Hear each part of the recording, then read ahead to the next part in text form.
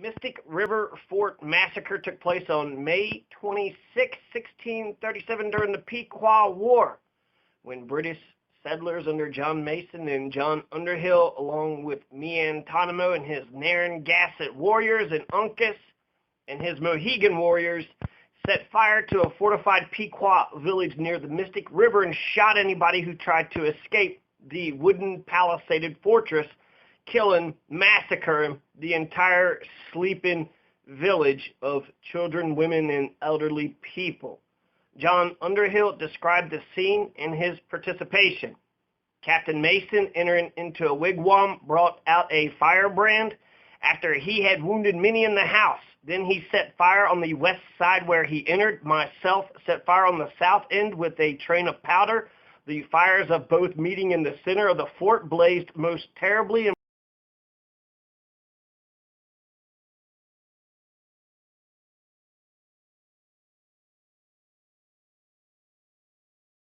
all in the space of half an hour. Many courageous fellows were unwilling to come out and fought most desperately through the palisadoes, so as they were scorched and burnt with the very flame, and were deprived of their arms, and regard the fire burnt their very bowstrings, and so perished valiantly.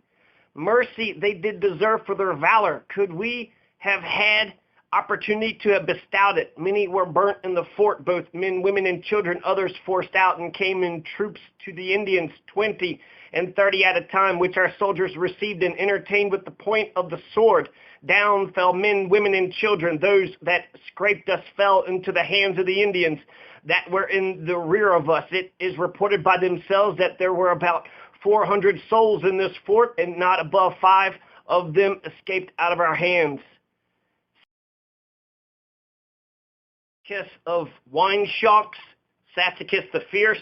The Narragansetts were so alarmed by the fact that this was Sassacus's fort. He was of Weinshauks, but Mystic was his fort too. There were 2 Pequot forts, and this one was of Sassacus. So when it came to attack, when it came to the hour to attack, the Narragansett fell back in terror, saying, "Oh my God, Sassacus is in there. He's in there. Sassacus is in there, the god. Sassacus the god is in the Mystic fort, and nobody can kill Sassacus." But eventually they were able to kill everybody. Sassacus wasn't in there, and the Narragansett did help kill any of those who tried to escape. I heard different numbers, 7 of them escaping, 7 of them being prisoners. Now, William Bradford, in his famous history of the Plymouth Plantation, celebrated the Pequot Massacre. Those that scraped the fire were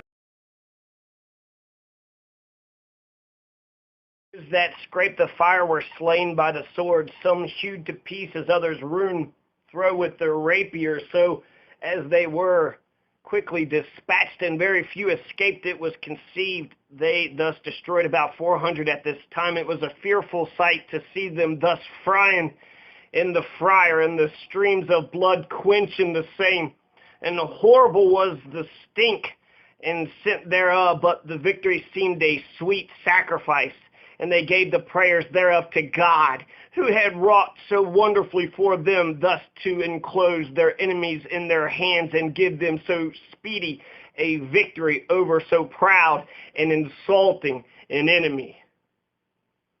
The only Pequot survivors were Chief Sassacus and his Pequot warriors. This wiped out 1/3 of the Pequot during the Pequot War, and they're going to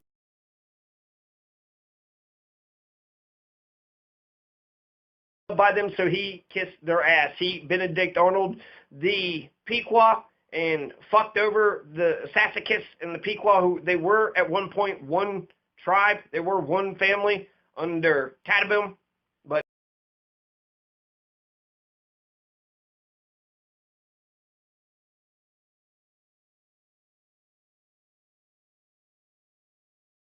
find refuge among the Medoak on Long Island. Sassacus the Fierce, in June 1637, led 400 of his warriors and people west, paralleling the coast and its seafood, because they were short of food.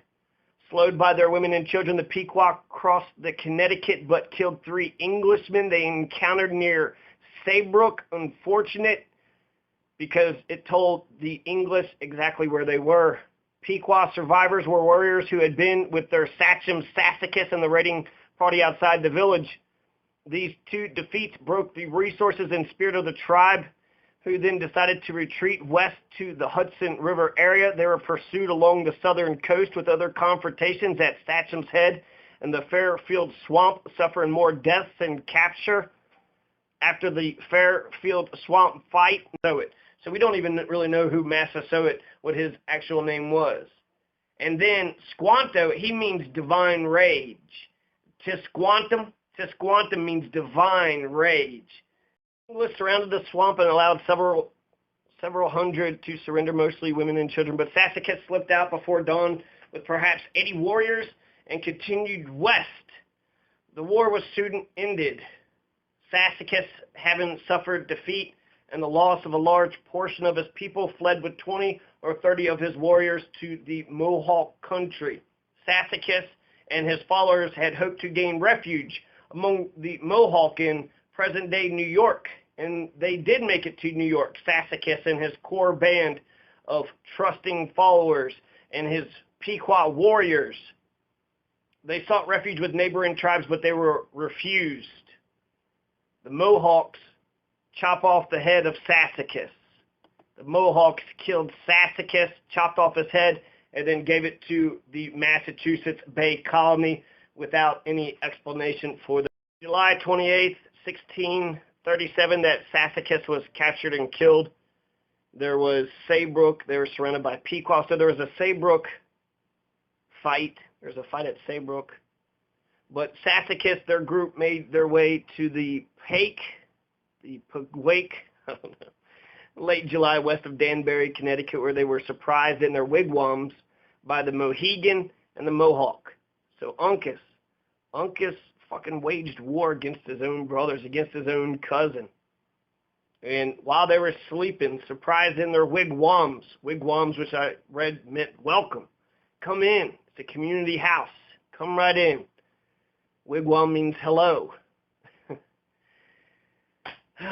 Yeah, so Sassacus got fucking killed. Mohawk murdered him and his bodyguard. They cut off like 7 or 5, his brother and other Pequot chiefs.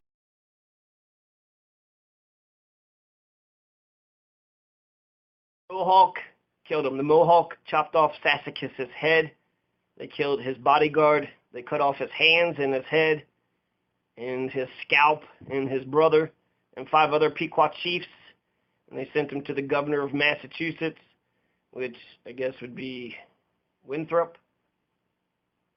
The English received severed heads of Pequots as tribute, including the head of Sassacus sent by the Mohawk. Sassacus is the last of the Pequot, because success has 1,000,000 fathers, while defeat is an orphan. But if you don't know anything about Sassacus, they were scared of them. And the Pequot, to me, haven't done anything wrong. I don't know what the fuck the Pequot, except for being the most favored trading nation with the Dutch. So they're getting powerful and wealthy, and they're getting guns. So they didn't like that they were strong. Sassacus is a badass Native American. He didn't go out like a chump. He didn't give in like Uncas and then not only, kiss the oppressor's ass, but be the bitch for the oppressor. And Uncas was the one who created Sachem's Head. He fucking decapitated a Pequot Sagamore.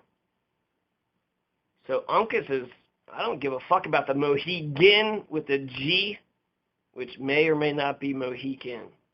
Like Pequot, maybe Pequot. But Pequot? Does Pequot sound like Pequot? I think I'm saying the exact same fucking word. So Sassacus failed in his war against the British colonist invaders, but John Mason never killed Sassacus. So Sassacus gets to get his name. He fought for his name and his dignity. Only the Mohawks could kill Sassacus when they stabbed him in the back. And that's kind of beautiful, I think. So Tisquantum's got a cool-ass name. Now, Uncas, he wanted to essentially capitulate to the Europeans. He was afraid of how they were going to survive.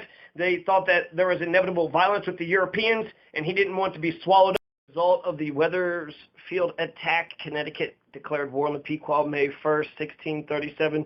So it was only 25 days after they declared war. The colony raised a force of 90 soldiers from the three river towns, Hartford, Wethersfield, and Windsor, for an expedition against the Pequot. Captain John Mason of Windsor was given command of the Connecticut forces and issued instructions to attack the Pequot fortified villages at Mystic and Weinshauks, which was the home of Sassacus. So New Haven, Connecticut, Mystic River. The Pequots now became a prey to all Indians. Happy were they that could bring in their heads to the English, of which there came almost daily to Windsor or Hartford. But the Pequots, growing weary hereof, sent some of the chief that survived to mediate with the English, offering that they might but enjoy their lives. They would become English vassals to dispose of them as they pleased. July 13th, 1637, English forces surround Mystic survivors in a swamp near New Haven. English offer safe conduct to old men, women, children, to non-Pequot residents of the swamp. 200 people accept this offer. 80 warriors refuse it and start shooting arrows at the English. English soldiers close in on them. Eventually, some were returned to their traditional lands. The Pequot being demanded, how many of them were then living, answered about 180 to 200. There were then given to Uncos, sachem of the Mohawk, 80 to Meontonimo, sachem of the Narragansett, 80 to Ninegret, 20 when he should satisfy for a mayor of Edward Pomeroy's killed by his men. The Pequots were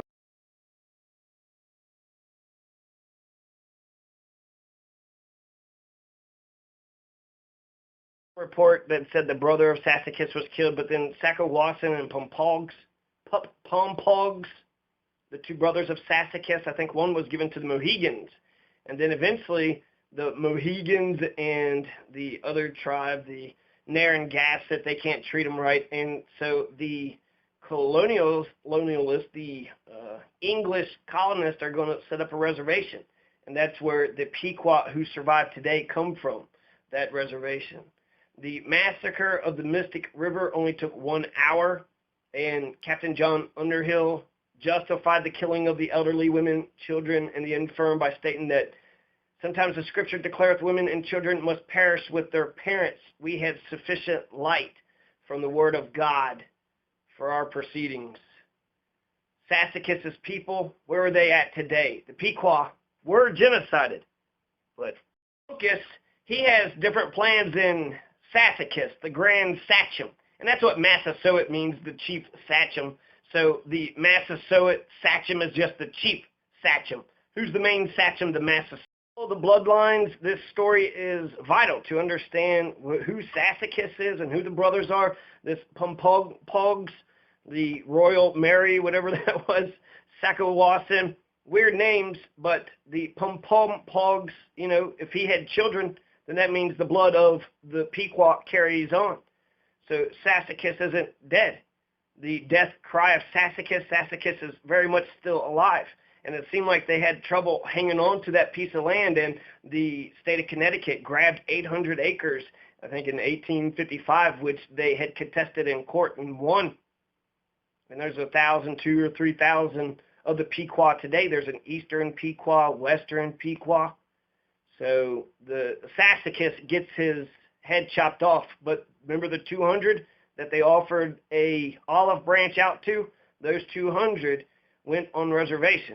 So let's go to where the, Sassacus has his head chopped off. There's no more. Pequot War is over. The 200 who give up, there was 80 Sassacus and 80 kept on going, but the 200 that gave up, some of them were going to be given to the Mohegans and the Narragansett. Some of them went to Bermuda. Some of them were slaves. So they were either absorbed into the surrounding tribes, the 80. There was a few that escaped. Some of them were adopted by the Mohawk or the Neantic on Long Island. So they kind of went everywhere. The Sassacus's people went everywhere. So even though Sassacus himself got his head chopped off, the blood of the Pequot carries on. And family groups of friendly Pequot stayed. They came back Of those enslaved, most were awarded to the allied tribes. Many were sold as slaves in Bermuda. The Mohegan in particular treated their Pequot. We should be thankful that the Mohegan could not treat the Pequot correctly, because the Mohegan could not treat their Pequot captives. They were treating them so shitty.